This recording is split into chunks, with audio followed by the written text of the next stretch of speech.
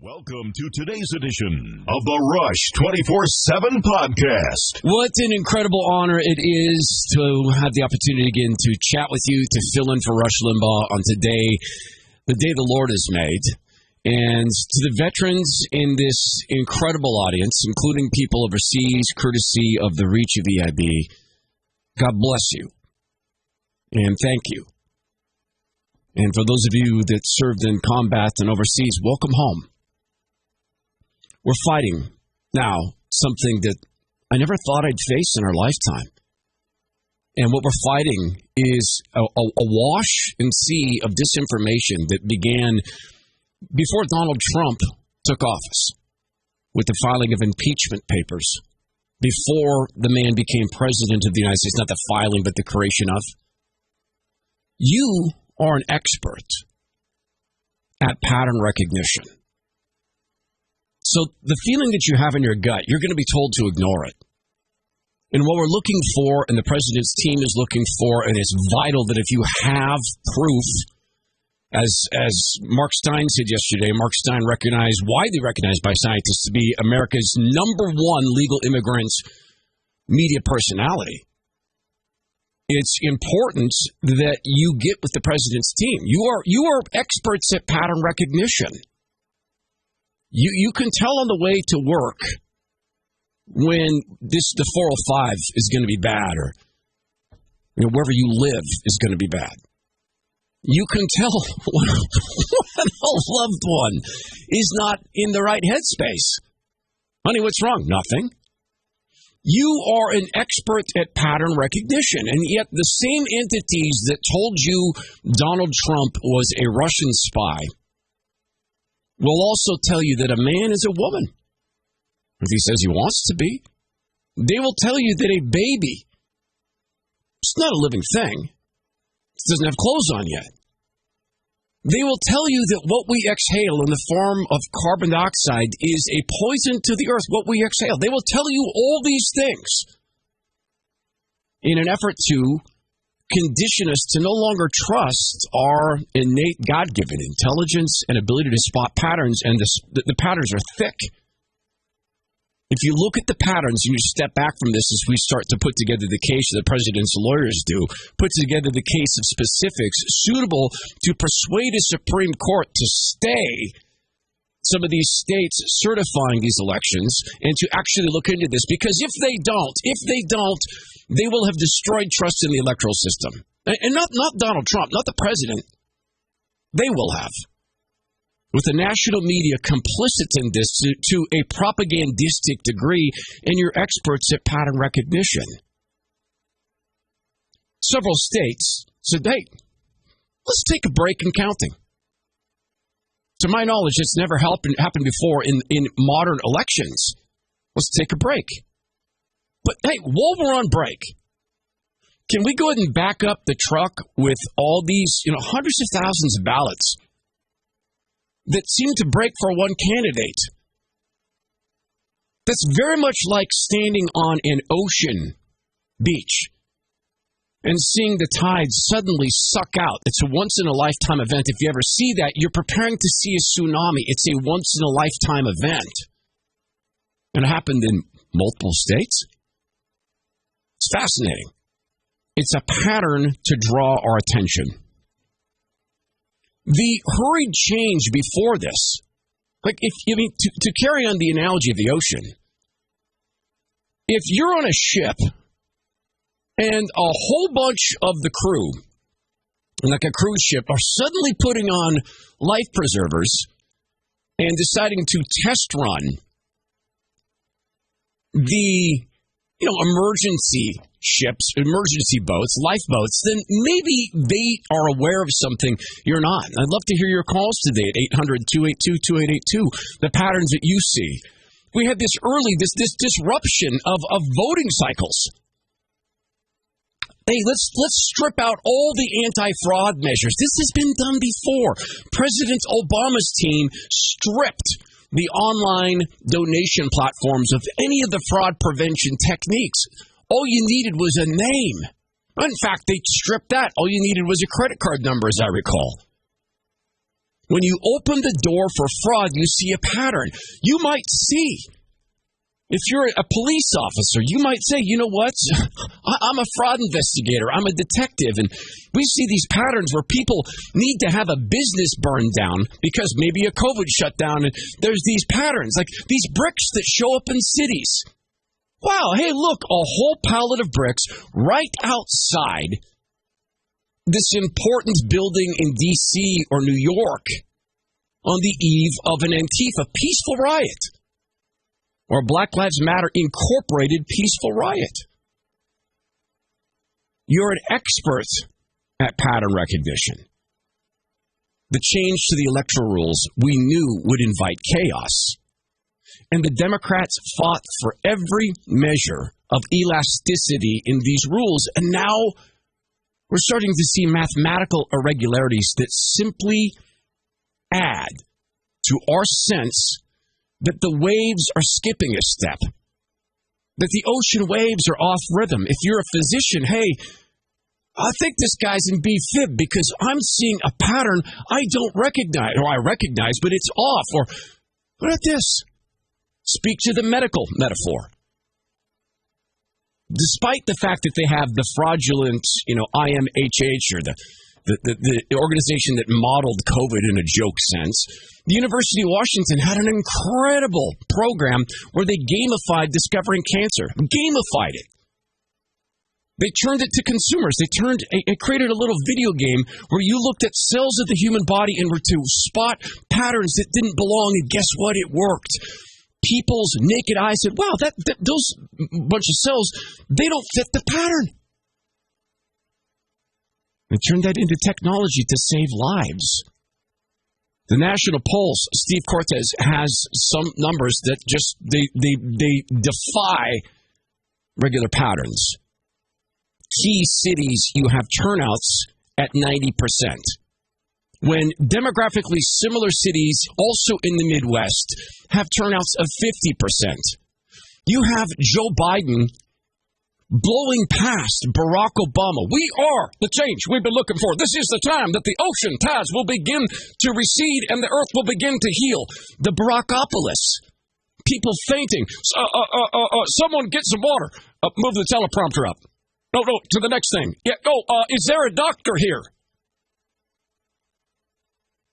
Do we believe these patterns make sense? Are they natural patterns?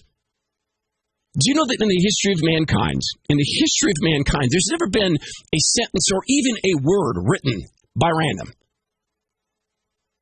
We are experts at pattern recognition, and consider the patterns of the people who are in charge of creating those patterns. In Michigan, you have a governor so committed to, and I'll make this case, if the CDC director is listening, I'll debate you anytime, anywhere, anytime. You have the governor of Michigan who took away the right to purchase garden seeds. You could go into the Home Depot and buy a 2x4, but not a garden seed. You had her ignore the Supreme Court twice. Her own Supreme Court said, hey, you know what? The lockdowns are over. They're unconstitutional. You can't do these anymore. Twice she ignored them, and it's her state where we're seeing these patterns that you and I both know in our gut, they don't make sense. Patterns won't work. It won't make a legal case. We need a legal case that the election was stolen. That's the case that we need in order to, for the first time in the history of America, overturn an election. Except that Biden's not the president-elect. That hasn't happened yet. The rush of the media to anoint the obvious General Flynn should be freed. Joe Biden is proving that the Logan Act is nonsense. And Ted Cruz took Andrew McCabe to task on this. Joe Biden's making phone calls here and there. And thank goodness he, at least is admitting it. And he should also be saying, hey, by the way, let that Flynn guy out of jail. Or out of home arrest. Or let him have his life back. You're an expert at patterns. We see in Pennsylvania Pennsylvania. And look, all love to this. I've heard Ken Matthews, also guest host for Rush, talk about this beloved state. Philadelphia is famous for Tammany Hall type politics. Hey, stay away, election supervisors, poll watchers. Don't you dare look at the ballots we're counting. They ignored Supreme Court orders twice. The patterns stand out because they're artificial. When you see on the way to work, traffic is slowed, you could be 5 exits from your home or from your office, and you go, uh-oh, something unnatural has occurred. It's like a rash in someone's face. Maybe it's a sickness. Maybe they slept on their pillow the wrong way. If we don't find out, if this doesn't go through the full legal process, I'm afraid this country will come apart. It's up to us to help push for that. And thank the Lord. The president is fighting back. It's Todd Herman in for Rush Limbaugh on the EIB Network. That's Todd Herman filling in for Rush Limbaugh at the EIB Network. I was just over at rushlimbaugh.com, and on this Veterans Day, very appropriately clicked over to the military support link, Military Patriots Hall of Fame, that Rush and his wife, Catherine Adams Limbaugh, have created. Listen, pack your emotional heft. I'll talk a little later about some of the interactions I've had with veterans, and people who listen to my morning show in Seattle on 770 KTTH know there's a couple things that get me really emotional. One of them is the stories of our veterans, and that's at rushlimbaugh.com, which is also where you can leave a note for El Rushbo is on treatment week, and I've heard him say he loves to read these notes from you. We're talking about patterns. We're going to drill down into some specifics. We're talking about the one story that matters, which is the presidential race. I mean, there's other stories, and we'll touch on those. But this is our country. Look, I don't want to be hyperbolic. There's an enormous responsibility when you fill in on the largest radio show in the world. There's always a responsibility. We're teetering on an insane precipice. Let me give you this example, and this comes from Chanel Rion, One American News Network. You know who else does pattern recognition around elections? The State Department. Let's play a game. Let's just play a little game together. Just wherever you're at, listening live, wherever you're at across the country, listening later in a Rush 24/7 member. How many of these are we saying? This is from the State Department. This is how they qualify the Ukrainian election as rigged. Illegal use of absentee ballots. Like 25,000 ballots harvested from long-term care facilities where people apparently applied to have their absentee ballots all on the same date? Or dead people using absentee ballots? Opposition observers ejected. Oh, like in Philadelphia. Or like in Michigan, where the Department of Health came along and said, there's a new strain of the COVID flu. It only hits Republicans, but they can share it with everybody. So all the Republican poll observers skedaddled. That's what we're being told. North Korean-style turnout. We just talked about this. That's across the country, there were normalized patterns, except for the cities that Joe Biden needed to win. Oh, okay, so maybe they had fantastic turnout programs. But as Steve Cortez points out at National Pulse, in Australia, where it's bizarrely illegal to not vote, they have a 92% turnout. They're seeing 90% in some of these areas. Mobile ballot box fraud, I haven't heard a lot about that. Computer data allegedly altered to favor one of the candidates. Sidney Powell is a well-recognized attorney who could get disbarred for lying. She's concerned about this, and she's speaking about it. And reports of opposition fraud. Ballot box stuffing.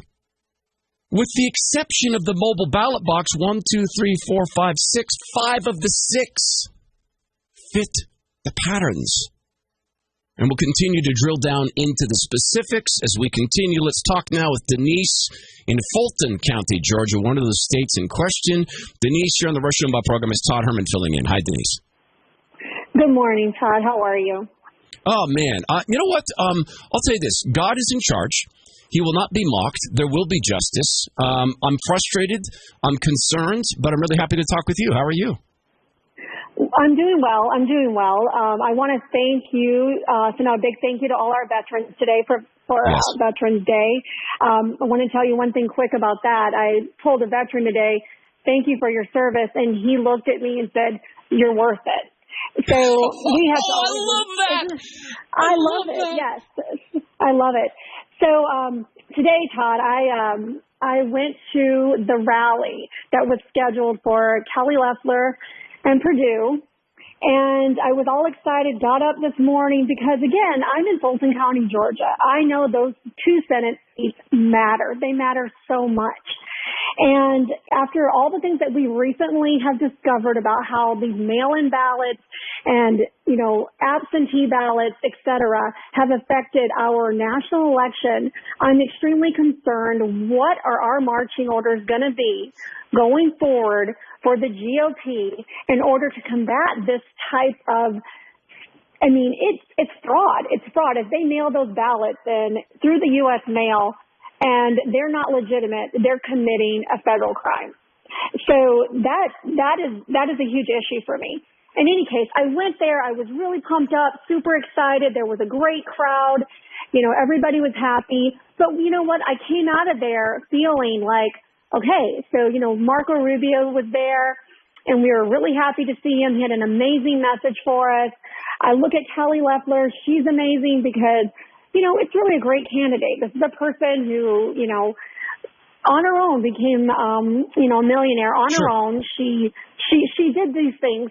And, to have someone who's already a millionaire who's willing to serve their country in this way and be in the limelight, and if there's an R next to your name, you're not going to be making friends with a lot of people. No, you you're have not. to really want it. You're really going to have to want to do it.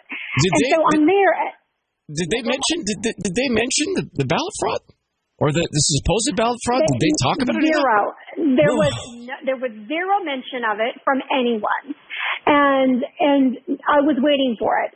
It was just so sad because the GOP needs to get it together. They need to get down here. We need our people because if we don't have them, we're in a lot of trouble here because, just being inside the mom group, I'm a mother of 4 children. I'm concerned about different things, but I'm in a very liberal area. Yeah. Denise, listen, I hear in your voice the frustration and the mix of that and the enthusiasm, and I want to take what you're saying because you're asking a question of leadership. Where are you? What are our marching orders to make sure this doesn't happen again?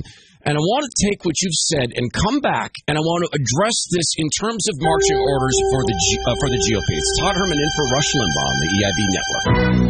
Thanks for having me. It's an honor to be able to visit with you at 800-282-2882. I want to talk a little later on about some of the interactions I've had with veterans, but just know that I get emotional about that stuff. Denise from Fulton County, Georgia, just asked the question, what are the marching orders?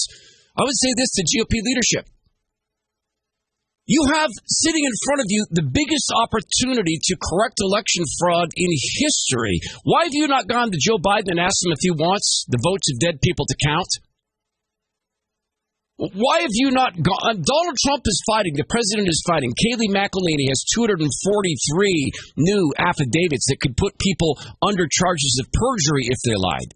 You have James O'Keefe at Project Veritas going back to the Washington Post saying, no, my guy, the postal worker, hasn't recanted his statement. That's not true. Fighting that. We have Rush and the EIB network fighting this. I heard Mark's words yesterday. Where is GOP leadership taking what we know to be votes of dead people to Joe Biden events and saying, do you want these to count? Do you want GOP poll observers blocked from counting ballots? Put these people on record if, God forbid, they are able to drag Joe Biden over this finish line, put him on record as being in support of fraud. Put him on record as a guy who's in deep debt and parks his Mercedes-Benz he's making $600 per month payments on in a high-crime neighborhood, leaves the keys in it. Make him the guy who stacked up bricks outside of a building at an Antifa Black Lives Matter Incorporated riot. Make him take a position on this. And to the national media, like Jake Tapper is effectively joining the Kill Lincoln Again project of grifters in threatening people's jobs because they worked with the administration. Go to Joe Biden. Do you agree that people who work in politics should be stricken from having any professional life ever? What our marching orders are to say, do we want secure elections? Do we want them to be trustworthy? Are we really going to participate in the insanity that voter ID is racist and cannot be done? And it's a cliche. In every other form of life, we need ID. You need it to get into the Democratic National Convention. You need it to get into the Justice Department. Our marching orders are to, 1, fight this, 2, get it to the Supreme Court. Make sure that we build on the legitimacy of elections by taking this through the full process as transparent as possible. 3, if God forbid we don't get a good ruling out of the Supreme Court or they don't find the evidence they need to make a decision in favor of the president, use this moment to say, do you want half the electorate to distrust the election results forever? Look at the patterns, guys. Same people who say, oh, big business must be regulated and we need to control every aspect of big business. What about elections? Do they need to be regulated? Put Biden to a decision. Go all in on this. Make the man decide what to do with his chip stack. You look at the patterns. Every aspect of life must be regulated, from the water that flows through your toilet, the Democrats wanted to regulate and did, to the light bulbs you can use in your home. Do you want dead people to be able to vote? Well, we got to count every vote. Number 1, fight this. Number 2, find evidence. If it's there, and I fully believe it is. I fully believe it is. Number 3, if God forbid they drag this man Biden across the line, use this as a moment to warn American society. You don't trust elections, things fall apart. A very evil man with very evil ideas and very evil outcomes, Chairman Mao said, hey, once 20% of a society believes that elections don't matter, it's not if you're going to have a revolution, it's when you're going to have one. Now, the leftist base of the Democrats, that's what they want. That's why there's violence. You understand the implicit threat that the media communicated, the national media, when they all anointed this man. Now you're taking something away, Supreme Court. Now, state legislators, you'll be taking something away. Because people who get their information, if you want to call it that, through the legacy media, they don't understand that he's not anointed by the media. The other threat is this. Oh, you know what? Antifa and Black Lives Matter Incorporated burned down these cities. The Democrat mayors and politicians are let that happen, but they can cross state lines. They can go to conservative cities. Do we negotiate with terrorists? No, we take this all the way through. Let's talk to Justin in Columbia, South Carolina. Justin, you're in the Rush Limbaugh program. It's Todd Herman filling in. Hi, Justin. Hey, Todd. I really appreciate you taking my call. Oh, my pleasure. So I've got a what if for you, and I can tell you why I'm worried about the situation we're in right now. What if the ballot harvesters and the ballot counting locations and whoever has been fraudulent and getting these ballots to us, what if the deed has already been done? What if all of these fraudulent ballots are already contaminated and tainted the numbers, and there's nothing we can do about it. What I'm worried about is if we get all this legal proceedings done and get to a point where all the ballots have been cast and they didn't separate all of these votes, is there anything we can do minus voting again? I mean, we saw some of these videos on the internet with how sloppily things have been done in these ballot locations and voting count locations. What's to say that they didn't segregate some of these votes and now we're stuck with them? There's no way to separate them, and we don't know who voted for who. I think if you look at the intelligence of the attorneys who are working on this, and I know a couple of them, if you look at the forensic intelligence that they will employ in this, I mean, there's smart people who will go try to commit fraud, but the problem is every vote has to match a registered voter. And if you can contact enough registered voters, like they're beginning to do in these case-by-case circumstances of, hey, did your loved one cast this ballot? No, my loved one's been dead since 2017. Every vote must match a voter, right? And where you look at these patterns and you begin to dig in, where you see more voters than citizens, or more voters than registered voters, as happens in mail-in states, because I come from one. This isn't news to us. They found it when Dino Rossi, great Republican, my friend Chris Wider just interviewed him, and I'll talk about this later in more detail. He won 2 recounts. He lost the third. 9 times they found new ballots. And it wasn't until later that they figured out, Dino lost by about 300 votes or something, but there were 2,000 felons and people who weren't legally allowed to vote who voted in this. It was legitimately a stolen election. It is what our job is now, is to make sure that the effort is funded, the president's effort is funded. And one other thing, Justin, and I want to thank you for the call, because I want to say one other thing. Justin from Columbia, South Carolina, I want to say one other thing that is not necessarily to the EIB audience, but I want you to pass the message on. Hey, if you're a poll worker on the Democrat side, or you're a vote counter, or you're USPS, and if you got conned in to doing something wrong in this election, it could be a felony. Hey, the people at the top have got free attorneys. They got attorneys general to defend them. They'll have no problem bringing a Perkins Coie type firm to defend them. Do you have that? If you were involved in any fraud, if you got conned into it, or your job depends on it, or do it for the team, they will toss you under a series of 16 buses and drink wine and champagne as they roll over you. You better get in front of this if you were involved. Man, there's so much more to get to on the EIB network. It's Todd Herman filling in for Rush Limbaugh. This is Todd Herman for Rush Limbaugh on the EIB network. I just saw this note on Twitter from Fed Up Right Chick. President-elect Lowly Little Peon. She's changed her name. Todd Herman's voice isn't angry enough for me. I'm angrier than he is. All have you a contest. When hosting a radio show, there's very little win in being as emotional as you would choose to be, but I will tell you something. I have watched it in my state. I just mentioned this gubernatorial candidate in 2004, Dino Rossi. He's a friend of mine. I watched it happen.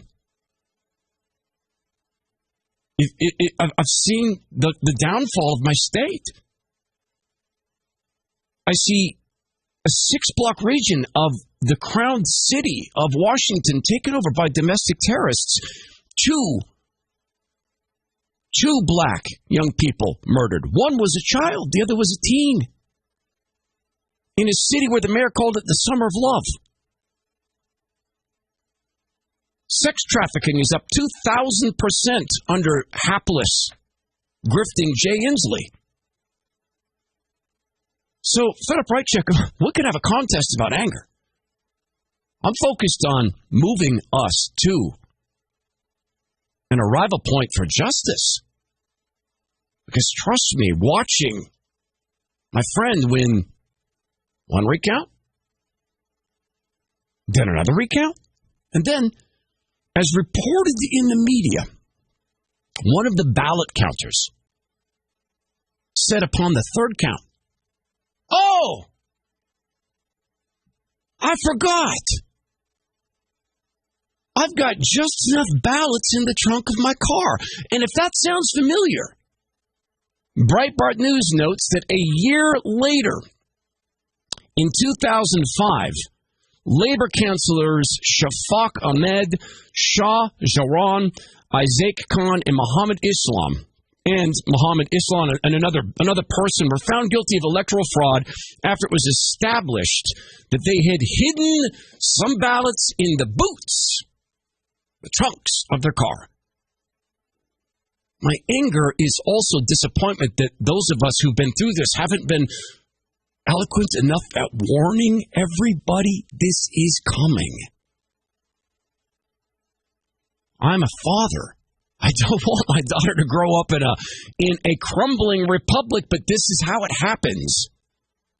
So I could get plenty angry, but I'm also hosting a radio show. And we also need to persuade and chat with Rush's listeners. Let's talk to David in Dundee, Oregon. David, you're on the Rush Limbaugh program. It's Todd Herman filling in. Hi, David. Hi, Todd. Thanks for taking my call, and thanks for filling in for the great Maha Rushy. I pray for him regularly, along with my grandson who's going through the same thing. Oh, wait. What's your grandson? Oh, no. What's your grandson's name? Cameron. Say it again, please. Cameron. Hey, buddy. Mm-hmm. Hey, Cameron. It's about 80 million people. Yep. So, David, I just want to say one thing. We'll get to your point. Cameron. It's about 80 million people praying for you right now, bud. You go whoop cancer. You go whoop it. With God's stand by your side. David, I'm not trying to make you cry, brother, but I'm a father too, so sorry. Go on with your point. You didn't call Rush's show just for prayers. No. So you were talking about pattern recognition, and you had a caller earlier talking about contaminated ballots and stuff, This all is going to go to the courts, but, I really believe in the end, the Supreme Court doesn't want to call an election. The real petition that needs to be made to the court in the end is, even if there's not conclusive evidence to flip the election, there should be surely a preponderance of evidence making the thing questionable and therefore should not be certifiable. So that the attorneys, everyone should be petitioning the Supreme Court to determine this election is non-certifiable, and then it would get kicked back to Congress. And then what happens? Well, at this point, a lot of the people are saying they believe, since that election is done by state, not by the quantity of congressional members voting, that it would actually end up Trump winning. Any way we get to justice, here's what I want, David. Look, the patterns are clear to me. There was fraud. The pattern was clear to me. There was collusion. The pattern is clear to me that CNN is colluding with Joe Biden. After Joe Biden gave his fake victory speech, after his being fake anointed president-elect, CNN had a commercial ready to roll that came off the same fake theme of a guy who has drugged this country as irrevocably racist, as irrevocably backward, as in need of being torn asunder. As he winked and nodded at Black Lives Matter Incorporated, who are taking black lives, who are harming black people. This man says it's time to come together, and CNN has a commercial ready to roll. The same CNN saying, now we can finally have normalized relations. You know exactly what this sounds like. It sounds like an abusive relationship. Hey, honey, now that you know you're not allowed to wear that skirt, we can have all sorts of normalized relationships. Or, husband, now that you know you don't get to purchase, a $50 lunch, now we can have normalized relations. That's what it sounds like. But I appreciate your analysis, and I mean it when I'm praying for Cameron. We got 30 seconds. Yeah, what else you want to say? I agree with you. Yeah, I agree with you completely on everything you said. But, so often when things come down in the court, if there's not solid, irrefutable evidence, then they're not going to charge. But, in the case of a preponderance of evidence, especially with voting, I believe there's good cause to call this thing uncertifiable if they're not going to go back and recount everything or redo the election. I have this other question, David, is if we show that the Democrats only got, let's say, 99% of the way to overturning the election, if they didn't get the last 1%, if we can't prove the last 1%, we'll let the others go. No, the people who blocked the GOP poll observers must go to jail. The people who put boards up in the windows in Detroit must go to jail. Anybody who told someone to backdate a ballot illegally must go to jail, or they'll do it again. David, appreciate the call. Prayers out to Cameron. Thank you for telling us about that. It's Todd Herman in for Rush Limbaugh on the EIB Network. It's Todd Herman filling in for Rush Limbaugh on the EIB Network. And those of us who didn't serve and are not, therefore, veterans, and certainly were never in combat, there's so much we learn, I think, from interacting with people who did serve. A friend of mine who served in combat and taught me how to properly fire my AR-15, which another friend of mine built for me, also a combat veteran. And I asked the stupidest question. I said, what's the slow release here on the action? And my friend said, oh, yeah, that's the silent release because sometimes he turned to a tree and he knelt down for a second. We were shooting outside. Sometimes you don't want people to hear what you're doing. I felt like such a jerk. And I said, I'm so sorry for asking that. He goes, no, you need to know. You need to know what goes on. To all of you who served on this Veterans Day, we just love you. And we're just thankful for you. It's Todd Herman in for Rush Limbaugh on the EIB Network. It is an honor to fill in for Rush Limbaugh on the EIB Network. It's 800-282-2882 if you want to join us at the program. I admit it, fully admit it, no embarrassment in being a Rush baby. The reason that I'm in talk radio, one of the biggest reasons in the world, is because I heard Rush when I was young. And a friend of mine said, you've got to hear this guy, Rush Limbaugh. And to that point, I'd heard some talk radio. My dad was a huge fan of Paul Harvey, God rest him. And I heard Rush and said, you can do this? People can do this. And it took years. I mean, I never thought this had happened to me, to fill in for Rush. So I say that to let you know I'm a listener. And when Rush isn't here, of course, I had the moment of disappointment. And then I hear Ken and Mark and everything is okay for that day. Yesterday, Mark had a phone call. And I want to relive this phone call. And I want to invite you to relive this moment. I believe she said she's 24 years old. This phone call here from yesterday, this is Madeline calling Mark Stein on EIB yesterday. Let's go to Madeline in Elizabethton, Tennessee. Great to have you with us, Madeline, or Madeline. How do you like it, Madeline? You can call me whatever you like, sir. I'm so happy to talk to you. Well, I thought I would call in this morning because I heard a lady from Kingsport just got to talk to you. And I'm 24 years old. I am a supporter of Trump. I voted for Trump. And I also didn't watch the election on election night. I didn't watch any of the news because I knew. I think we all knew that there was just going to be chaos. And I think my heart feels pretty good right now. Seeing the Senate testifying and Mr. McCabe going up there and getting grilled by my good old Mr. Cruz. I am very, very happy with what's going on right now. And I think that there is just faith over fear in this country. There is too much faith. The silent majority is not silent. I'm 24 years old and I can see all this. You know what I'm saying?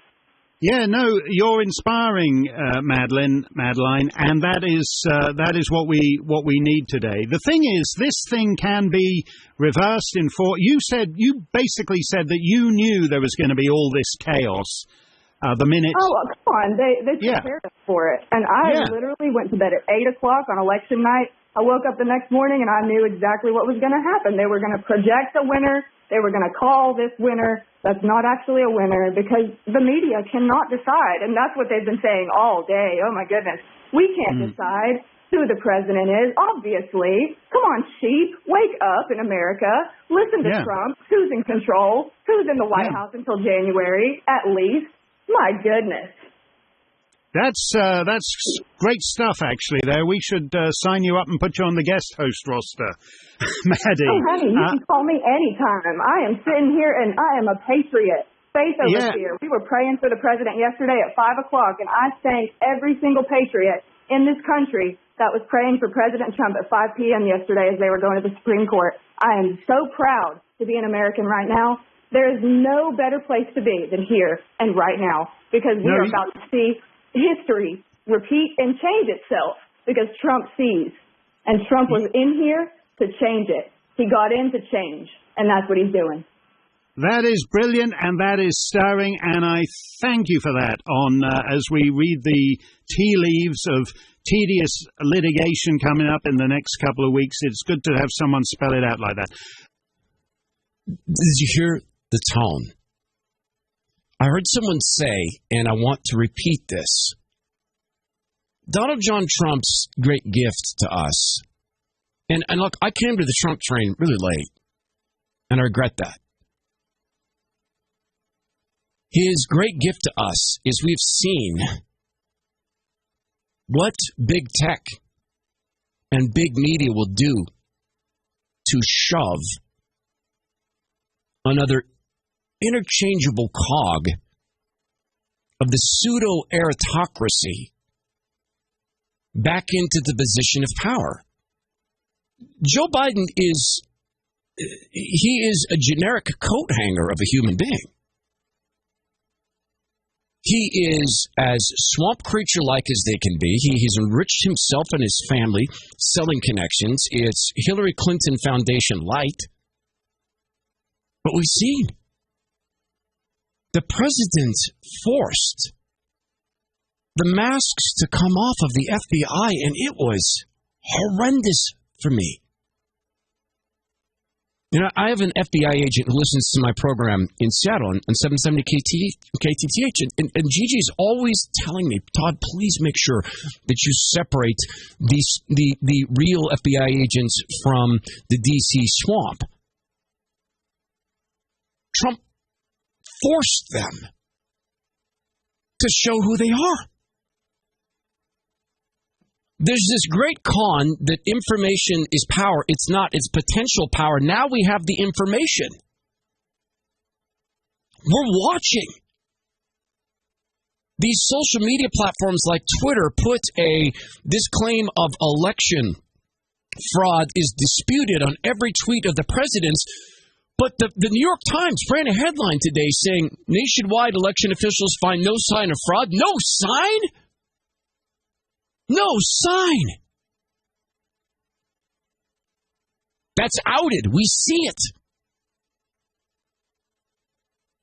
The president's gift to us is seeing a United States senator. And he's not the only one. Rand Paul wrote, Twitter's flagging my question. Your government sent out 1.1 million dead people stimulus checks. Wonder how many of those folks voted absentee. So now it's unacceptable to pose questions?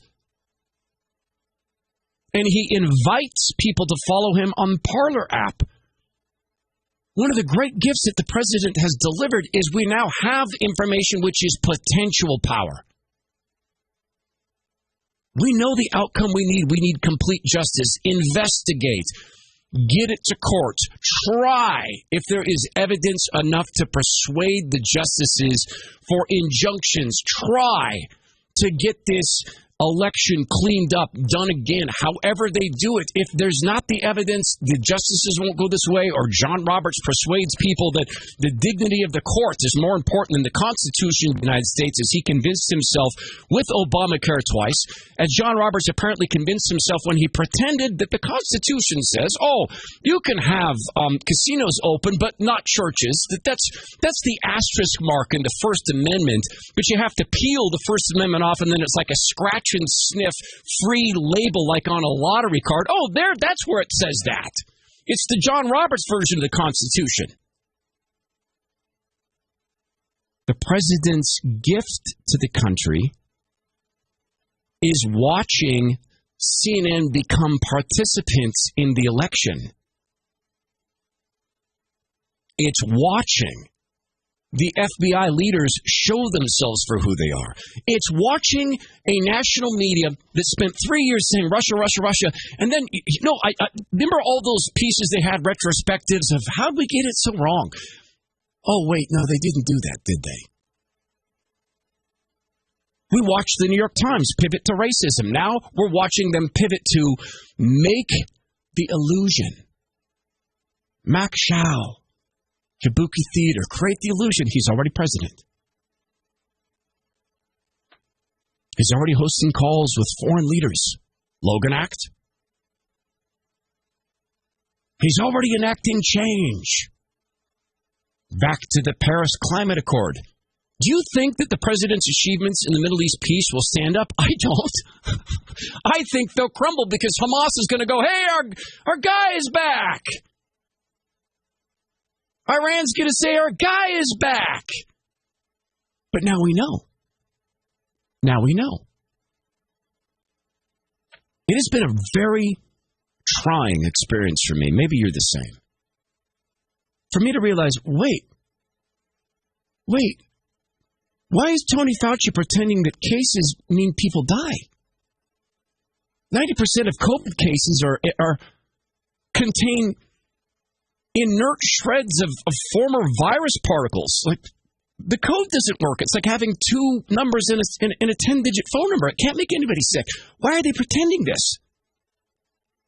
Why is the CDC pretending masks work when there is no robust peer-reviewed study that shows that? There's not one. There's a Dutch study. 6,000 participants. They wore masks. Double-blind study. It's getting blocked from publishing because the outlets say, oh, we don't like what it says. No, they didn't say we didn't like the process.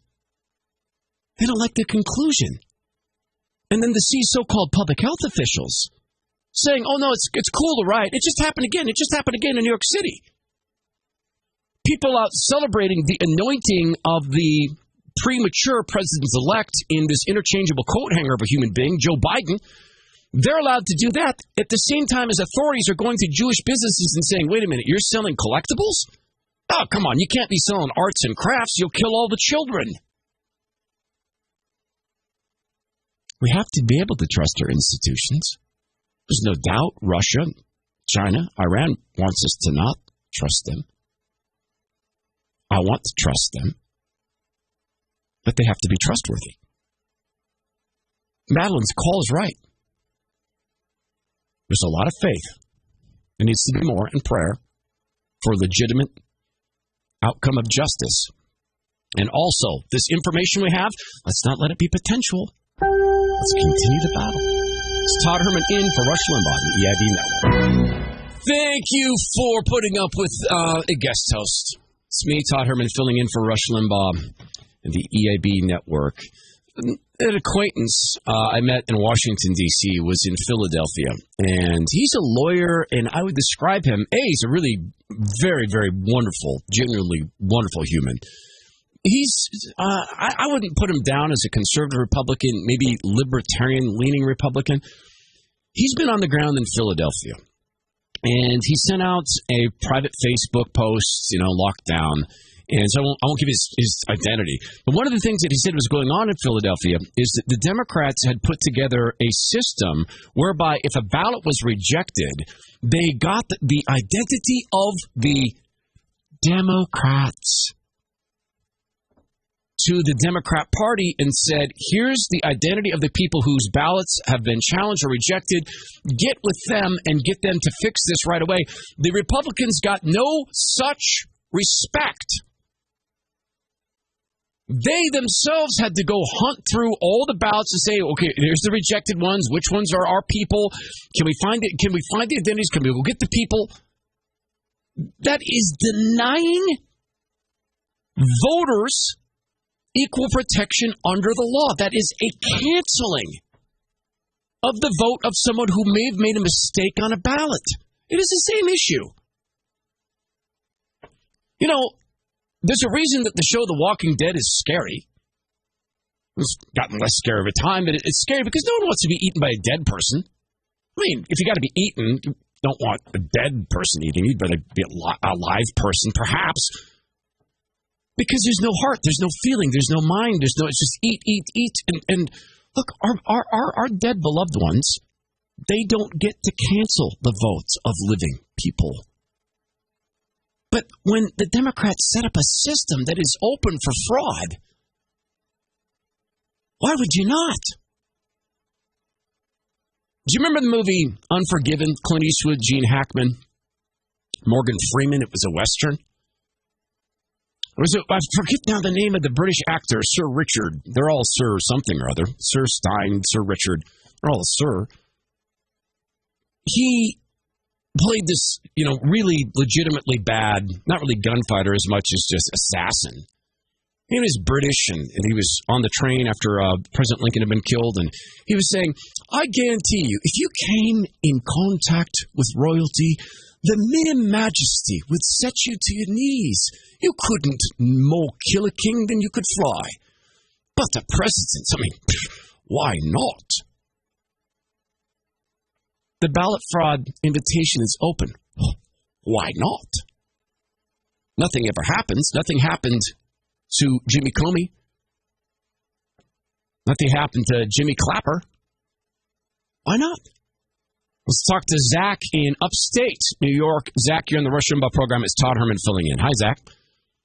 Hey, Todd. How we doing? Doing great. Zach, how are you doing? I'm doing well. So I just wanted to float a theory out there I haven't heard much about, but it makes sense to me. Obviously, we have big hurdles in the legal battle, but with Georgia going to definitely recount, I would like to think that will be highly scrutinized. And if those numbers change or are skewed highly from what they are right now, at that point, what's to stop us from going, okay, this was way wrong, highly fraudulent, and go to every state? So to take that one state instance and say that we've got this example of ballot fraud, I think what you'd have to do, and I think there's a case to be made here, Zach, if this is a so-called computer error from the software system Dominion, and you find a series of these errors that are substantive, and you say then, okay, we are now going after the Dominion computer system, or we're going after this thing, and I'm not solid yet on how much I want to talk about Hammer and Scorecard because I deal in facts or I deal in pattern recognition. I know that's a topic of conversation, but I want to make sure that we stay in Factville. In that case, if you're investigating the software and you're saying that this software is problematic or the ownership is problematic, I'm aware of those discussions online too. So again, I want to stay in the realm of fact. Then I think that you can go and say, okay, we want to see every count of the Dominion software. But, I mean, you spoke of Georgia. This is an example of maybe one you're talking about. Steve Cortez at the National Post. In the Peach State, President Trump's vote total almost exactly tracked the vote totals for the Republican Senate candidates, separated by merely 818 votes out of 2.43 million votes Trump earned there. But Joe Biden saw an astounding surplus of 95,801 votes over the Democrat Senate candidates. These are the sort of anomalies that pattern recognition, our innate ability to recognize patterns draws our attention to. So what outcome are you wanting? What do you want to see happen, and what do you think will actually happen? I just want to see it legal and fair. The recount in Georgia, if the recount in Georgia stays the same and our legal teams get nowhere, I think we got to go by what the law says. But I would hope that we can find the evidence to overturn this and have Mr. Trump for another 4 years. But you want it legal, all legitimate. Yeah, see, Zach, I appreciate the phone call from upstate New York, and you speak of this difference, and I wish people would examine this difference. You have maybe 71 million people. I don't know how many Republicans believe this is stolen. I think most Republicans believe, wow, there's a lot of really illegitimate patterns here. None of this seems to be, none of it seems to smell right. It is all ooky, to use a scientific phrase. It's a data analyst phrase, ooky, on a scale of 10 or sometimes it's a multiple scale of 100 squared. We're looking at this and saying, we think this might have been stolen. And what have we burned down? Is it, just checking this. Did we?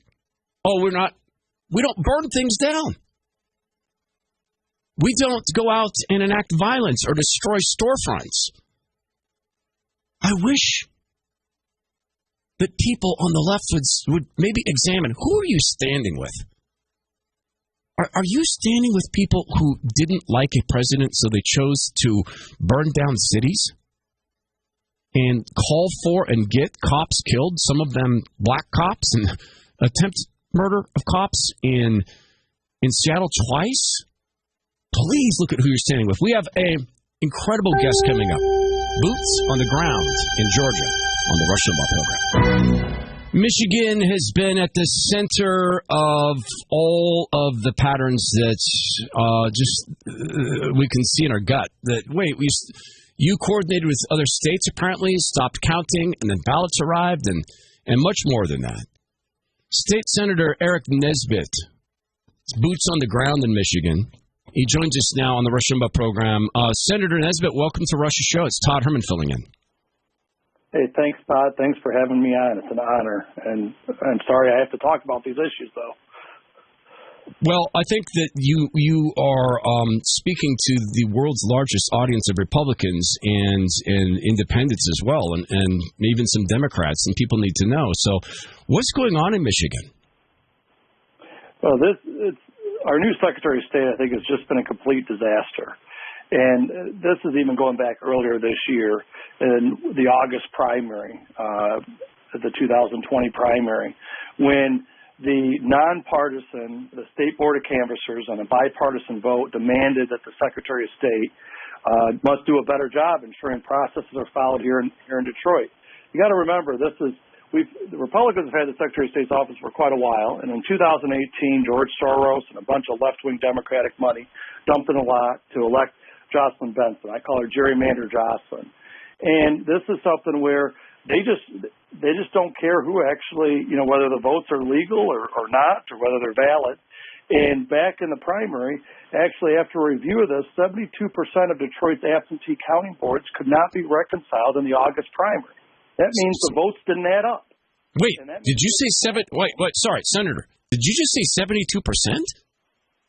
Of Detroit's absentee counting boards could not be reconciled in the August primary. Nearly three-quarters. Half of all precincts could not be reconciled, and when they're not reconciled, they can't be recounted under Michigan law. And so that means that we had, I think, over 70 precincts that were off by at least a half a dozen votes without explanation. And so that means you have a massive number of ballots. This is going back, this is when all the people are running were Democrats against Democrats in the primary in Detroit, right? And so they have a close election, and they can't even recount these counting boards. But you got to remember that this is the same Secretary of State, Gerrymander Jocelyn, that spent over a half of the $11 million of federal COVID-19 money to get to promote vote by mail. She mailed unsolicited absentee ballot applications to 7 million people, and admitted she included people in her office who surrendered their license to another state, people that had died, people that had moved out of state, people that no longer live in the current house. I was hearing folks, former constituents from the west side of Michigan that moved to Ohio and Oregon, they were getting ballot applications. And so we have hundreds of examples of these absentee ballot applications that were sent to people who are dead, have moved, or are non-citizens. And then she told local clerks just to issue ballots even if they get a completed application back, even if they were flagged in the qualified voter file as having surrendered their license to another state without first verifying their signature, without first verifying their actual address. And we figure there's probably 500 to 800,000 absentee ballot applications that were sent out this summer to people that shouldn't have received them. Astonishing. Eric Nesbitt is with us. Nesbitt, he is a state senator in the state of Michigan. Astonishing. I think we knew there was stink, but the rot, I mean, this is so deep. And we've heard as well in Michigan, and maybe you don't know, maybe you weren't there, but we've heard about Republican poll watchers, observers being told to leave because the State Department of Health during ballot counting. So I'd like to hear what you know to be the case and what you've observed in Michigan as you're there. So last week, Wednesday morning, I'm getting up from being up all night through election night. We have an 18-month-old daughter, and she was up for about an hour and a half, so I was rocking her. But I get up about 8:30. My wife was at work, and she sends me a text at 8:30 in the morning saying, "This stuff's for real. I'm heading to Detroit." And I said, "At least take one of our friends." And so she went with one of our friends to Detroit on Wednesday morning. And what she saw there was just unbelievable. And so I have firsthand account of what was going on from my wife Tricia. And there were many more Democrats and Republicans allowed to watch the process, and the liberal activists were being counted as quote unquote independent observers. She kept telling me that this was a 3-to-1 ratio of Democrats to Republicans at these counting boards. I'm like, I don't believe you. And then she was saying that they were cheering every time that they found some reason to kick some Republican, either poll challenger, ballot watcher, or attorney out of the room. There was applause going on. Election workers were cheering whenever they were being kicked out for things like they adjusted their face mask. They were too close to actually watching the ballot. This is something where some of the poll trainers in the city of Detroit were saying, you know what, we're going to make sure these Republican poll watchers have to use binoculars to watch what's going on in the city of Detroit. Democrats running this process behaved outrageously. You demand we have confidence in the process. This is something where my wife said she was in the room, and she said with the counting boards that were set up, and as I said, there was 3 Democrats for every 1 Republican, so the Republicans couldn't count, couldn't be at every counting board that were there. She says where there wasn't a Republican challenger, that's where the boards were being counted. Where she was at her board, they just were trying to wait her out.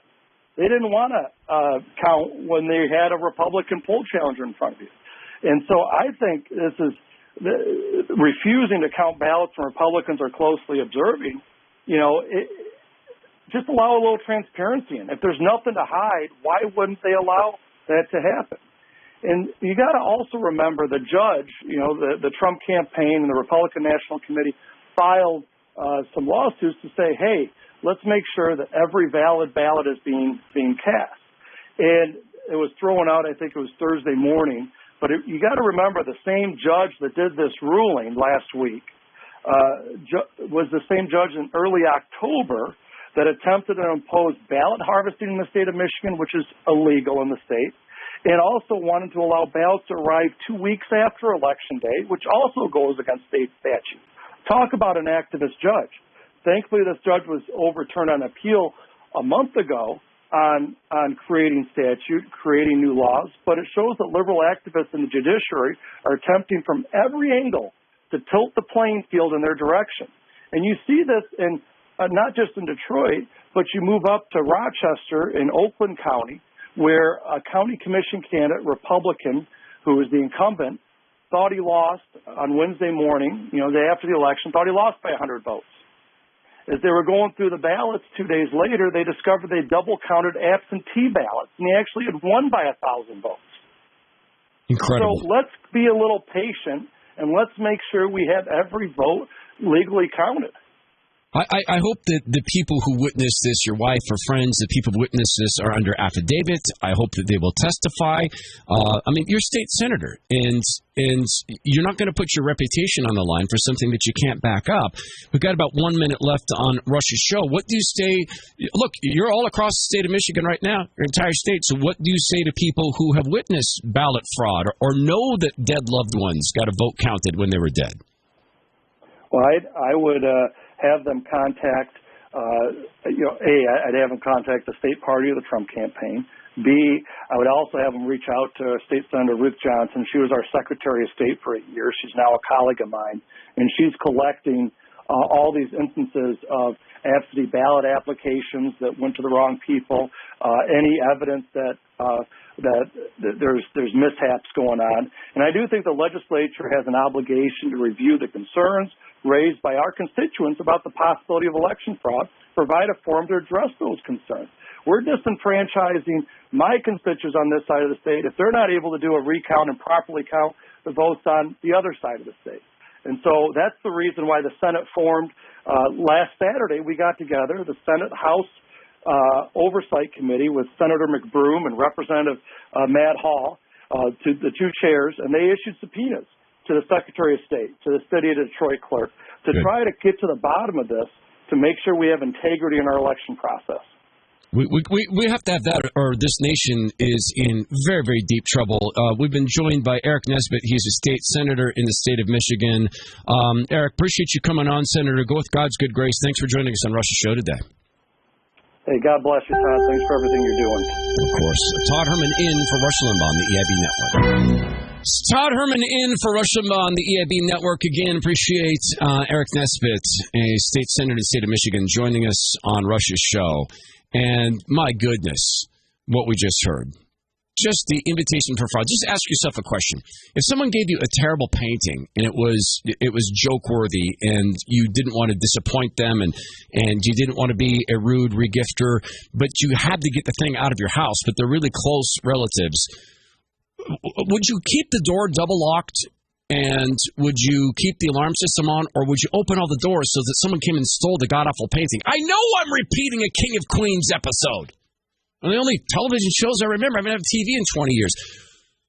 Astonishing the degree to which fraud has been invited into these systems. And in the search for justice, in the seeking of justice, and the insistence that we gain justice, these patterns lead to specific people who made specific decisions. And when you're talking about what Eric just shared with us, the degree of incompetence or fraud, or a mix of both, incompetent people being put in positions so it's easy to convince them to commit fraud, then these things, this is my frustration here, y'all. If the Democrats attempted to steal the election, and maybe that's not everything that happened, maybe they didn't get all the votes stolen, we don't punish that. The people who did this, if there is evidence of these crimes, they have got to be charged with felonies, and for some reason we don't do that with insiders. But you try this in your day job.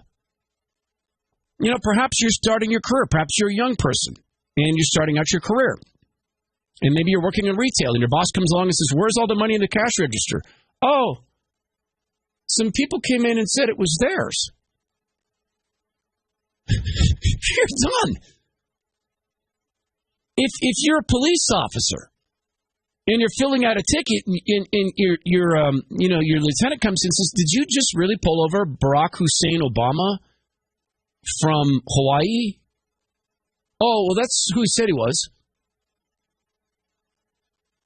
You're done. You apply these things to real life, it becomes clear what we're dealing with. And for Republicans who are saying, oh, no, let's not pursue this, like George W. Bush, like Jeb Bush, they're saying Dan Quayle has said this. First of all, the Bush family has no business saying, oh, don't challenge election results.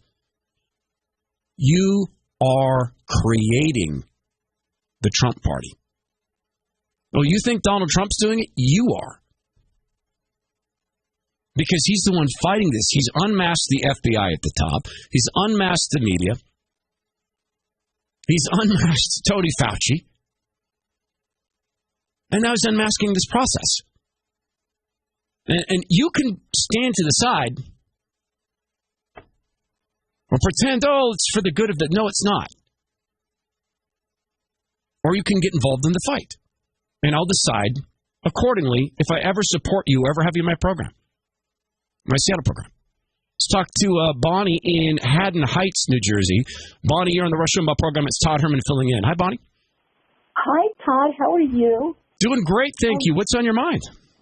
First, I just want to say many prayers to Rush and much love. I have a question, or maybe just a thought. How come Biden would not be charged with being an accomplice or an accessory to fraud, voter fraud? And really, I find it to be identity theft. If you're taking someone's identity and filling out a ballot, to me, that would be identity theft. And once he accepts the victory of the election, he now becomes an accessory to that. No different than receiving stolen goods. Well, I mean, he's already confessed in public that they built, what did he say, the most expensive and advanced election fraud program in history. So, no, I mean, he said that was either his dementia or it was his inability to filter his thoughts. Said, oh, no, we got the fraud thing nailed. We're good. Yeah, I mean, they should be brought in to explain. So, wait, was he stuttering here? Because all of a sudden, Joe Biden stuttered when he's a kid. We've never heard that before. Look, I don't know who's calling the shots on this, but it seems to me that there's coordination, and this is another pattern. These states that shut down at the same time, they all sort of opened up the doors for hey, it's 4 a.m. We should be backing up the ballot truck now, or the ballot. What did they say? There was a Lamborghini or something involved in this, out of state plates. And again, I want to operate in the realm of fact. But yes, I think we have to go all the way up to the very tip top of this. But let's not forget, Bonnie, that this stuff started before the president was elected. They started crafting the ideas for articles of impeachment before the man was elected. They started merchandising lies. And this is the thing that gets me, Bonnie. Maybe this gets you too. So we're to believe the same operatives who lied to the FISA court with demonstrably false information from Hillary Clinton for 3 years on TV and in front of Congress. Oh, they'd never fake a ballot. That'd be going too far. Now, someone who'd burned down a house would never burn down a boat. It's crazy talk. It's Todd Herman in for Rush Limbaugh on the EIB Network. It's Todd Herman filling in for Rush Limbaugh at the EIB Network. RushLimbaugh.com has a great section honoring military veterans. It's also a place you can leave a note for Rush on this Veterans Day.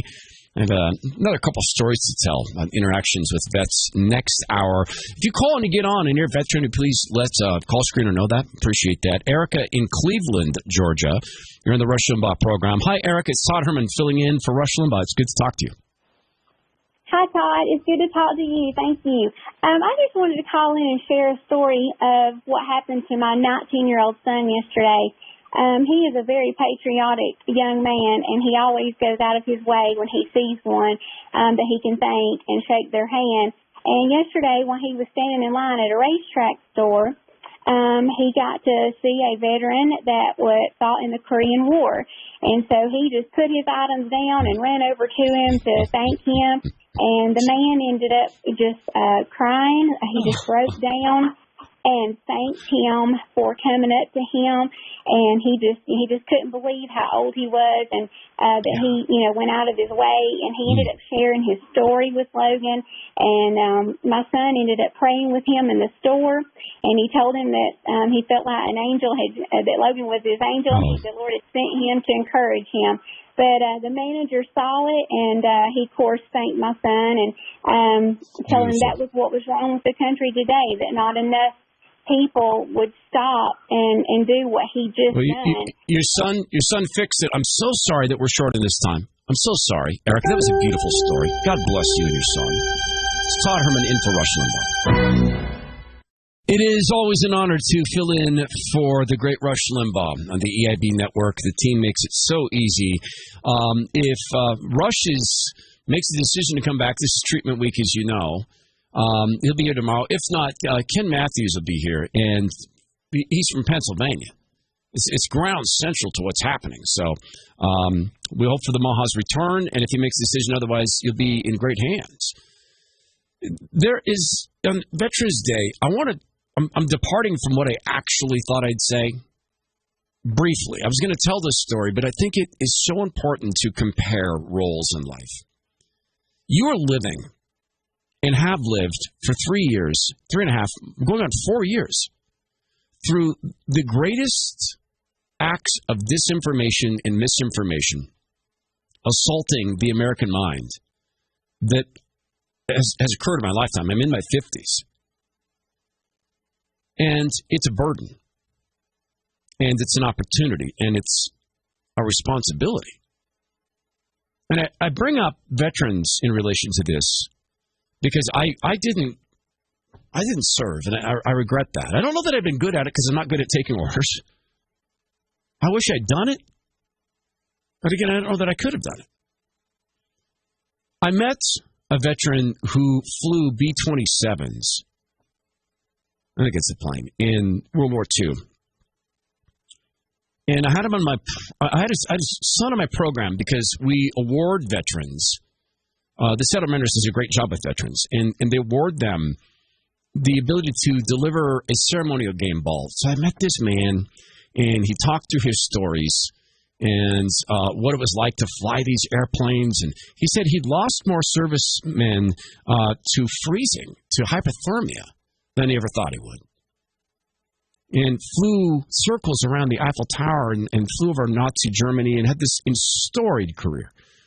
He came to the Mariners game, and I sat and I chatted with him. I've got these pictures on my Facebook page for the radio station.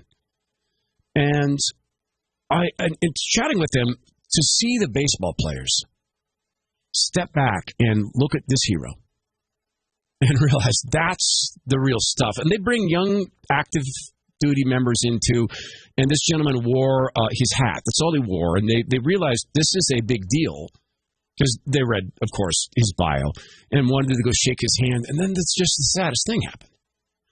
A gentleman who worked for the Mariners came over and introduced himself to Bob and said, I didn't serve in World War II. I was only, this is what he said, I was only in Vietnam. Only. And I had to back away. So emotional for me to hear that. Only? And here I am, I didn't serve. And Bob said, you're a brother. You served. He served in the capacity, in an honored capacity. So for the guys and women from Vietnam, welcome home. That was your burden. We have a burden. We have lived through the greatest act of disinformation I've ever seen in my lifetime. And I don't believe that on this day the Lord has made, I don't believe that he puts us in positions nonsensically or through happenstantial circumstance. I think that we're here to do something. I think that Donald John Trump is doing something. Now, I don't believe that God spends his time moving around political chess pieces, but nor do I think he wants this nation to fall. And sometimes nations are shaken to their knees. You watched, and look, let's not pretend that what we're seeing in possible vote fraud, we've been through it in the 3 hours of the program. The RushLimbaugh.com site, they're kind enough to put up the work, even of rank amateur guest hosts for Rush 24/7, so you can hear the other 2 hours. We've been through the pattern recognition. We've been through some specific circumstances. We talked to Eric Nesbitt, a state senator from the state of Michigan, about specific things he's seen, specific things his wife has seen and can testify to and can sign an affidavit to. We've been through this. You and I have the responsibility of making sure that we call out not just the disinformation, but that we end it. We end the national media's ability to lie constantly to us, as CNN does, proving themselves to be participants in this. This is so national media. Wolf Blitzer just retweeted an image of the New York Times newspaper saying, election officials across the country find no fraud. Well, that's funny because the Trump team and lawyers have found dead people voting. They've found illegal ballots. They have found illegal activities like turning Republican poll watchers away from the polls. They've found that, but Wolf Blitzer retweeting that saying, oh, look at the banner on the New York Times. We have a responsibility to teach our young people that newspaper is not a newspaper. It's not a small thing, by the way. This is not a small thing. One of the founders, co-founder of Real Clear Politics, he tweeted today that CNN, or maybe it was yesterday, Tom Bevan, co-founder and president of Real Clear Politics, CNN is not a news organization. That's a for real newsman. Saying CNN is not a news organization. We have a responsibility, but we also have an opportunity to make sure that our kids don't live under this. And the president is fighting this battle on the fraud front. We must fight it on the information front. We must now ourselves go to source information. There's a reason I say that I'll debate anybody on the COVID, because I've read 32 hours a week on it. Because I've had the doctors from the Great Barrington Declaration on my show. Harvard epidemiologists of 20 years who are saying the lockdowns are killing people. They are ineffective. They don't work. And Tony Fauci's team knows they don't work. We have to go to the source material and show our kids, here's how to ascertain this fact. And the other thing we must do is tell our kids, no, you will not use the silly methodology of the left and the state to go through 25 steps to get to the answer to 10 plus 21. You use your innate intelligence. You will analyze patterns. If something seems wrong, it probably is. This is the great advice from a book called The Gift of Fear by Gavin de Becker. You know what he found out? People who were abused or raped, by a serial criminal, they knew when they met them something's wrong. But because they were polite, oh, well, I don't want to be rude. They were abused. Look, I don't mean to be rude. I won't wear a woke mask because I've done the studies. Well, I've not done them, but I've read the peer-reviewed studies. I can talk about the physics. I can talk about the immunology. I can talk about the heft of all the peer-reviewed data on one side. I can talk about the fact that the Danish mass studies being censored, not because of how it was done, but because of the results. That was my burden as a talk show host. It's your burden as an American to have the capacity to do our own research, to show our kids how to do it, and then to find alternative sources of information. Number one, EIB. Number two, there are reporters who are just following the facts. I got to meet this gentleman who now has a very successful site called Just the News, John Solomon. I got to meet him in Washington, D.C. I used to work with the AP. People think, oh, you're anti-journalism. No, I'm not. We need skeptical, independent journalists. We just don't have very many. John Solomon is one of those. You know what Solomon has found out? That Mark Zuckerberg's bank account is paying for and helping to fund some of these counting activities in Democrat areas. They're paying to erect a vision that will never affect them. This will never affect Zuckerberg with all his money, and God bless him for inventing Facebook or inventing it with all these people. You have, in this era of disinformation, Boris Johnson now saying, apparently, according to the Daily Mail, he's in a state of fury because he feels like he was conned into another lockdown in the UK. But Boris, those are the same modelers who got it wrong last time. Neil Ferguson's models are a known joke. And the disinformation, it is our opportunity and our responsibility to teach our children that, hey, you know, Chris Cuomo on CNN, he's an actor. Hey, I know what I said is really serious, but he pretended on TV, as I recall, to be leaving his apartment for the first time after the COVID. But according to media reports, he was caught violating the quarantine when he had the COVID.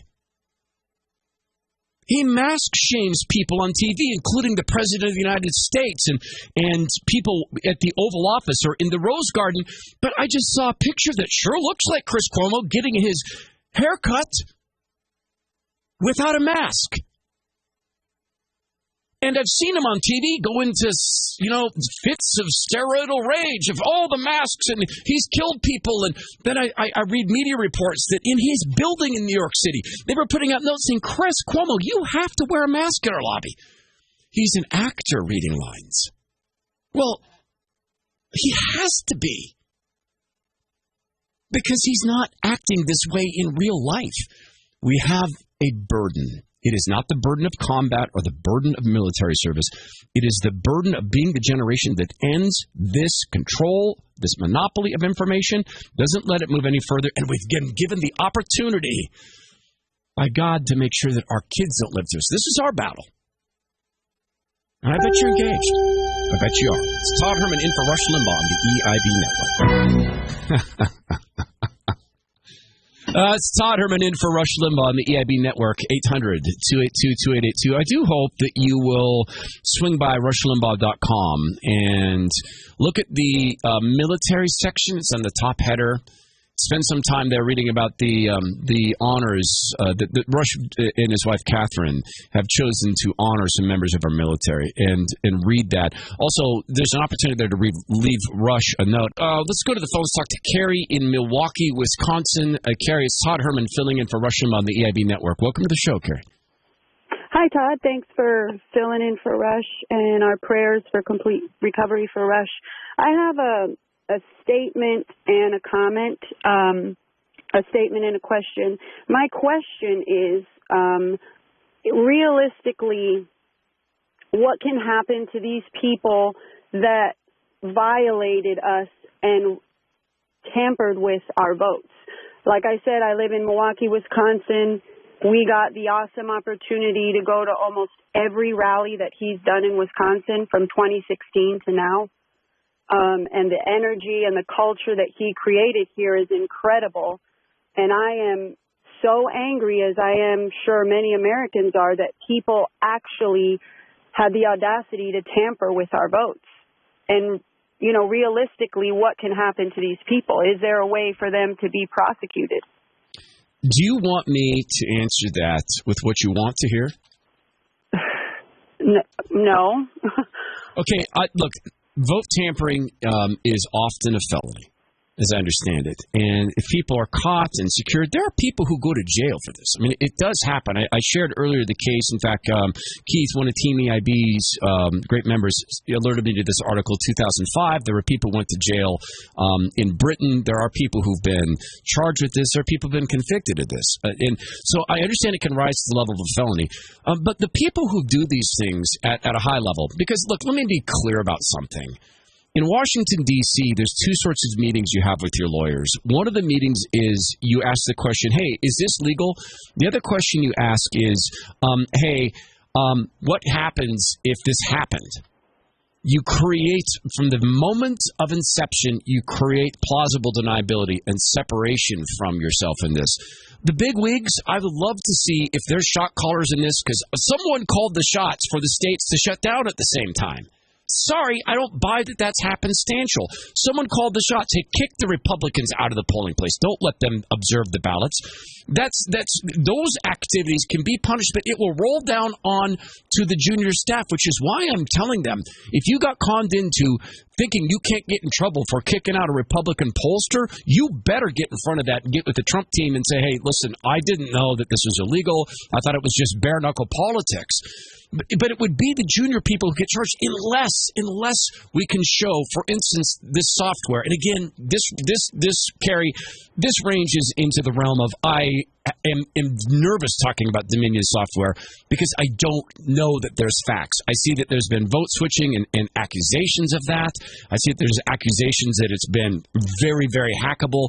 But that's what I've seen, and I can't say there's a fact. But look, the fact is, this is worse than identity theft. Someone compared it to that, right?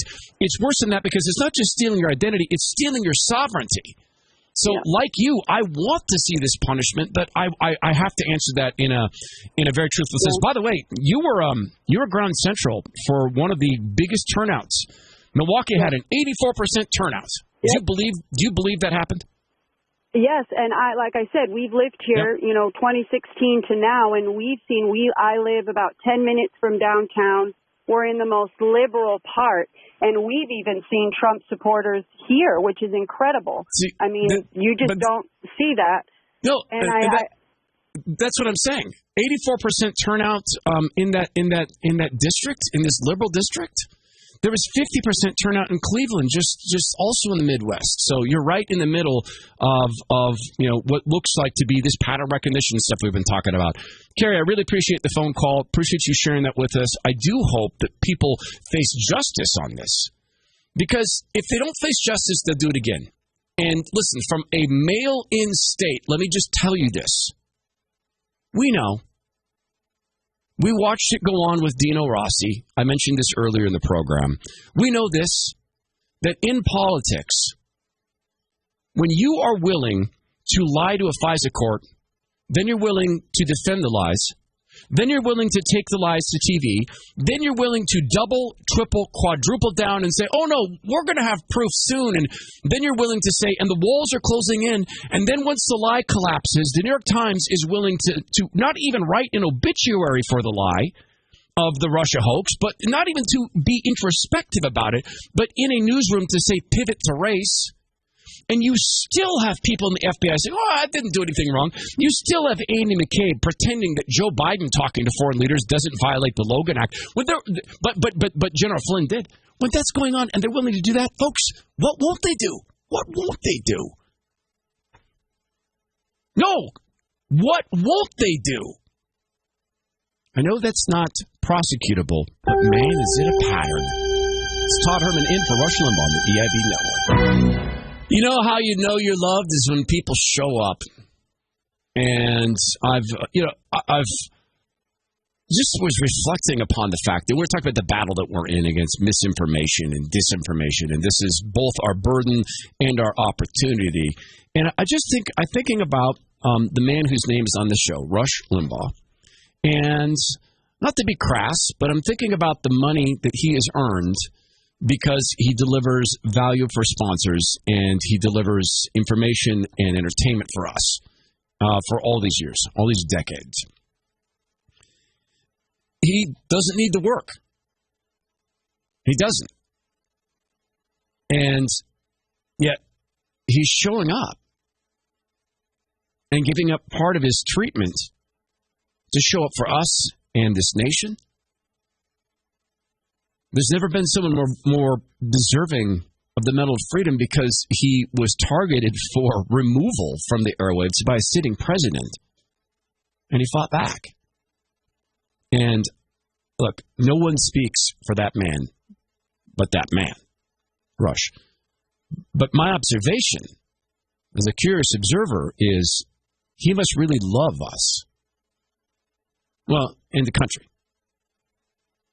To be doing this. So if he deems it wise, he'll return tomorrow. If not, Ken Matthews from the center of the storm in Pennsylvania will be here on the EIB network.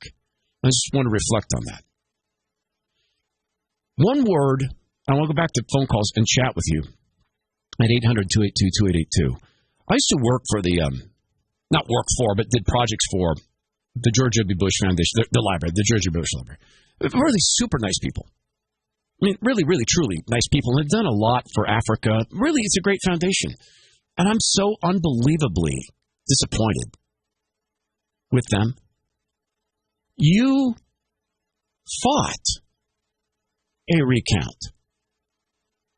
Yes, it was one state. Yes, it was a smaller margin. But you know what you didn't face? You didn't face 4 years of attempting to cancel an election. President Trump has faced and fought against 4 years of canceling an election. In the olden days of Republican politics, if the charges brought by the FBI came out, there would have been a meeting and the good old-fashioned shine shoe establishment Republican types would be sitting in the room saying, Mr. President, for the good of the country. What they'd mean is for the good of our careers. You should step aside for the good of the country. What they'd mean is for the good of our careers. What they'd mean is we don't want this on our resumes. Donald Trump didn't do that because it was a lie. Russia was a lie. The hoax. George W. Bush, Jeb Bush, you guys, congratulations. You should get a co-founder plaque at wherever the president sets up the Trump party. You are creating it. And it may not be Donald Trump at the head of it. But what you are also showing us is, hey, look, if you're not the son, I don't want to steal from Mark Stein, he said this yesterday, but if you're not the son or the brother of a sitting president or the brother or son or, the wife, what are you doing? If you haven't been the president or vice president, you can't get into the game. What are you doing? You don't belong here. What are you, some kind of, citizen? You guys, I've told you before, when I left D.C. working for the Republican National Committee, I said, someday some celebrity who's conservative and really well loved isn't going to need the RNC, isn't going to need you. They're going to run and they're going to win. I thought it would be someone like Chuck Norris. I didn't know that it would be Donald Trump. But, man, I saw the difference between the base and the party. When one of the founders of the Tea Party brought thousands of people to Washington, D.C., and she was trying to get in to meet with the RNC. Can we help each other? And I was the only one who took the call. Oh, my goodness, yes, come into the RNC. Everybody there was mad at me. You brought an outsider into the RNC, except for, to his credit, Ken, the chief of staff at the time for Michael Steele. And Michael's gone full Trump derangement syndrome. One guy, one person agreed to meet with a organizer. You better get organized. You better learn how to do it. Let's talk to David in Yanceyville, North Carolina. David, you're on the Rush Limbaugh program. It's Todd Herman filling in. Hi, David. Hey, how are you? Doing great, David. Appreciate you calling. How are you? So, just peachy. Thoughts and prayers for Rush, and it's an honor to speak with you. Well, thank you very much. What's on your mind from North Carolina today? One point I've not heard at all in all the talks is all those who are opposing a recount of the votes, specifically the Democrat Party, they should rush into it with open arms and say, yes, go ahead. Let's have a recount just to prove that it was the real election and that Biden did win. And on the other point of that, it would also, they stand a chance to embarrass the Republican Party. We did a recount. It was legit, and we proved our point. It's so obvious, David, that the media wants to rush past that. They wanted to go with the anointment or the anointing of Biden. I shouldn't say the anointment, the anointing of Biden. You know that the timing, look at the timing. That was 5 minutes before Team Trump gave a press conference. All of a sudden, here comes the anointing. Let's get ahead of that. Let's jump ahead of this. He's going to talk about election fraud. Let's make it seem to be a fait accompli, but it's not a fait accompli. We've got a constitutional process for this. We can lay that out. People know this. The media is aware of this. They're rushing so quickly. Oh, let's get the Inspector General to turn over the keys to power. When's the transition? You have CNN and the founder of Real Clear Politics called this out. CNN running a graphic. Here's all the Republicans who haven't yet congratulated Joe Biden. And God bless Catherine Herridge. I don't know how she gets away with this at CBS News. The media was also merchandising the picture of Barack Obama, and they were saying, 1 year ago today, Barack Obama welcomed Donald Trump into the White House. Well, yeah, as Catherine Herridge points out, on whom he'd been spying. Sitting in the Oval Office together, Obama knowing, oh, buddy, I've been spying on you. I've got the biggest traps and tripwires set up for you. I've got 1,500 lawyers ready to have meetings with federal staffers on how to refuse to implement your plans. We're going to kneecap you. We're going to put your general, we're going to put him under the spotlight. We're going to put people in jail based upon a lie. Oh, he welcomed him. Come on into the den. And the president fought that. It's just a phenomenal age. David, thanks for the phone call. Calling Rush's show. Let's talk to Jim in Long Beach, California. Jim, you're on the Rush Limbaugh program. It's Todd Herman filling in. Welcome, Jim. Hey, Todd. How you doing? Doing great, Jim. What's on your mind, my friend? Well, I'm not hearing a whole lot about these algorithm issues that you hear a lot from Sidney Powell and a little bit from Giuliani. We seem to be hearing a lot more about voter fraud, individual voter fraud. And, from people calling in on this show and other shows as well. And I believe that's widespread also. I mean, you see the number of affidavits and declarations and things that are coming in from all over the country for that matter. But my concern is that the number of individual voter fraud issues that we come across isn't going to be enough to overturn the leads that Biden has in those states. I mean, there may be several, and let's say there's even 10,000 in each.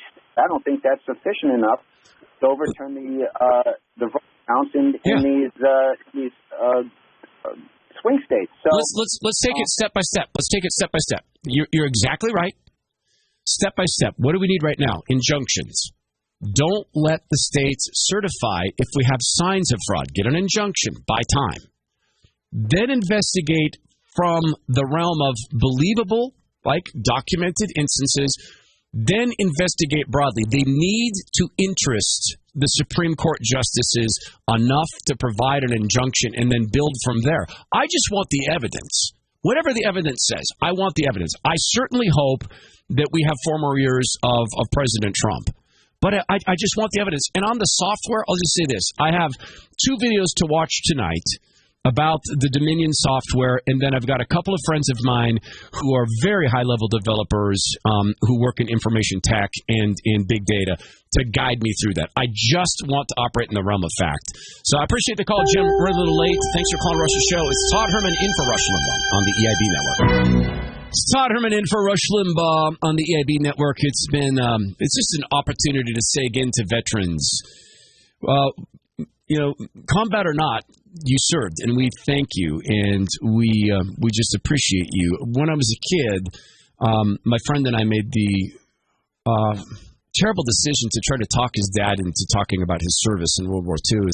His father was an older father. My friend was adopted. And his father never wanted to talk about those days. But one night, his dad had a couple of beers. And we made the decision, let's get him to tell us about war. And so he told us about war. And he told us about landing on a beach. And he told us about getting out of the craft. Sorry, this one gets me so badly. And he talked about the sounds of incoming fire, explosions. And at one point, he dove underwater. And he came up. And they were to go to the beach. They were to keep moving. He reached over to pick his friend up. Come on, let's go. And he said, and boys' head was gone. We're sitting in the front room of his home, and it's dark. And he said the strangest thing. He said, God, the water was so damn cold. It was so cold, boys. That was the last time we ever asked him about that. And maybe he talked to his son later about it. Combat or not, thank you for doing the things that so few of us have done. And we appreciate you. Let's talk to Will in Detroit Lakes, Michigan. You're on the Rush Limbaugh program. It's Todd Herman filling in. Hi, Will. Hi. See, this is actually Minnesota. Minnesota, I'm sorry. First it's my old eyes. That's right. Just a quick shout out to all veterans. My dad and my two uncles, they fought in the Second World War, and I'm a retiree from the Navy. And, I give a shout out to the V2 community that I was a part of for many, many years.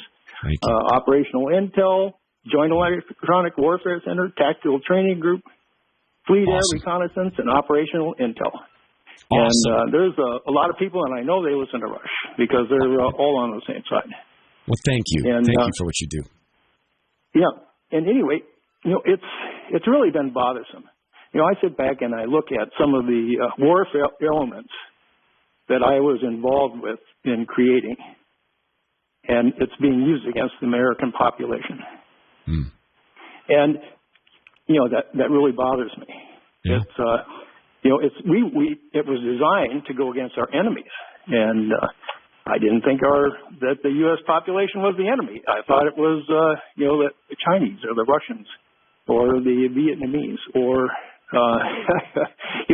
whoever it happened to be. We were prepared for whatever. Yeah. And to see those same elements being used, information warfare is being used against us every day.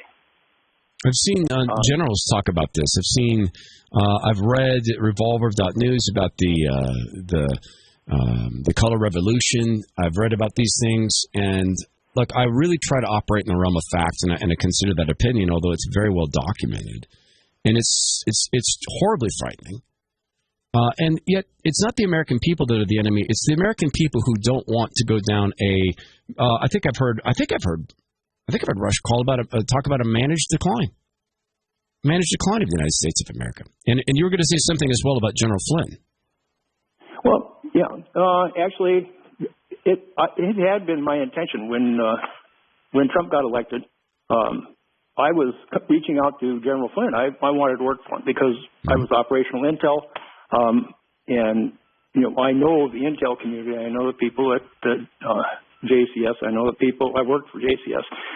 I know the people at the Pentagon and in all the different agencies, CIA, DIA, the FBI. I've got crew members that joined the FBI and I gave recommendations so they could get in. So it's very, I know I would have been helpful, but when he immediately went under the gun, I sat back and said, holy moly, here's somebody, a 3-star general. I was just a lowly commander. What chance do I have of being able to go in there and make a difference without getting completely demolished? Yeah. It's a fantastic, for Trump to do what he's doing, he has invested everything. He has gone out and has put his life on the line with the amount of rhetoric that goes out from the left and the media. Yes. Stirring up hatred of the best president I've ever seen. I mean, I really liked Reagan, but Trump is far and above. Had to put up with more than anybody. There's no doubt. There's no doubt. And Will, I thank you for your service. And there's also this. They're not just stirring up hatred against Donald Trump. They're stirring up hatred against you and the people who will not go down the path that they insist we go down, which is ever more control for government, ever more crony capitalism, and ever fewer rights, just ornamental rights. Well, thanks for calling Rush's show. It's Todd Herman in for Rush Limbaugh on the EIB Network. It's Todd Herman in for Rush Limbaugh on the EIB Network. Let's talk to Elizabeth in Hickory, North Carolina. Elizabeth, you're going to close off the show today. Welcome to Rush's show. Thank you so much. Well, I'll get right to my point. As part of the 72 million people that voted for President Trump, what do? We hear all this. We're so frustrated out here. There is so much fraud, but we want to do something. What do we do? Where do we go to help, to make our voices heard again? Number one, pray to God for justice. Number two, go to Team Trump's or the Trump War Room on Twitter or Trump's campaign pages. If you know of fraud, report it. If you know of people who worked in the election centers, tell them they must step forward.